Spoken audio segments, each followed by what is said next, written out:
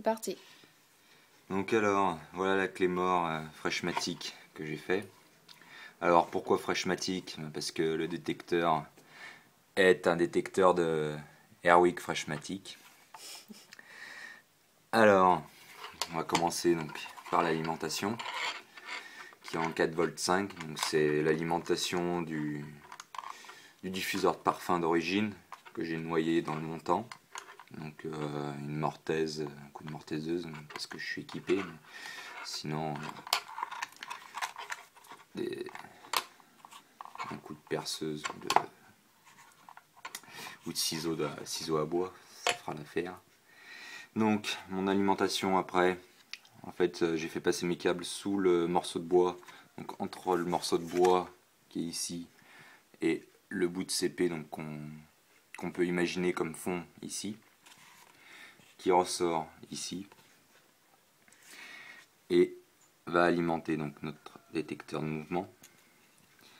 Le détecteur de mouvement donc fait cette partie là plus une équerre sur lesquelles je branche grâce à des cosses, voilà, l'alimentation et le cerveau moteur. Ensuite notre cerveau moteur donc vient actionner notre petit trigger par la tirette là, donc avec un ressort pour bien le faire revenir, que ça se referme bien après utilisation. Donc ensuite pour les ressorts, donc c'est des tapetaras. Ces tapetaras sont remontés sur un autre cadre que j'ai ressoudé donc avec donc on peut le voir là, c'est une pointe qui fait à peu près 6 mm de diamètre. Cette pointe est soudée donc à une tige qui fait un demi-cylindre. Alors ces montants de cadre là sont récupérés de serrures pompières. Donc c'est les serrures avec une manette centrale et qui actionne les deux tiges. Donc c'est voilà, c'est ces deux petits morceaux de chute de ces tiges que j'ai récupérés. Donc ensuite, armement, tac, tac. Voilà, la goupille de sécurité. C'est mieux de l'attacher à la clé mort quand même, ça évite de la perdre. Notre petit interrupteur pour déclencher le détecteur de mouvement au dernier moment.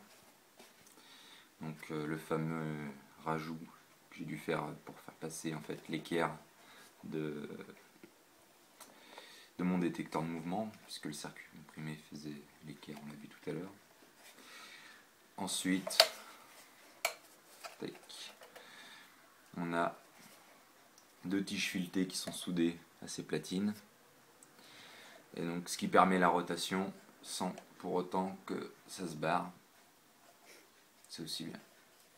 Donc alors l'avantage de faire ces pics là sur rotation, c'est d'une, on n'a pas à les mettre au dernier moment ou les avoir dans une poche ou les attacher je sais pas où, et donc de deux, si on joue donc en terrain forestier ou quoi, on le plante dans le sol, mais on peut aussi l'avoir en version CQB, donc qui se tient toute seule, debout, enfin, sensiblement debout. Il manquerait peut-être quelques petits calages pour être vraiment optimal. Et voilà. Donc ensuite le verrouillage, donc il y en a un qui est libre et il y a l'autre qui se frotte contre cette tête de vis et donc qui l'empêche de redescendre. Voilà. Ensuite, donc, concernant les dimensions en millimètres, donc on a ici, donc là, je vais donner la cote entre mes deux pouces là. Donc c'est finalement la naissance des deux biais. entre la naissance des deux biais, pardon, ça fait 155 mm, donc 15 cm 5. Ensuite, là, on a 50 mm.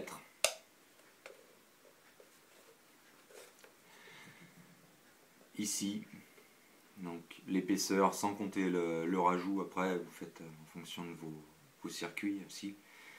On a 45 mm, donc c'est régulier. Ensuite,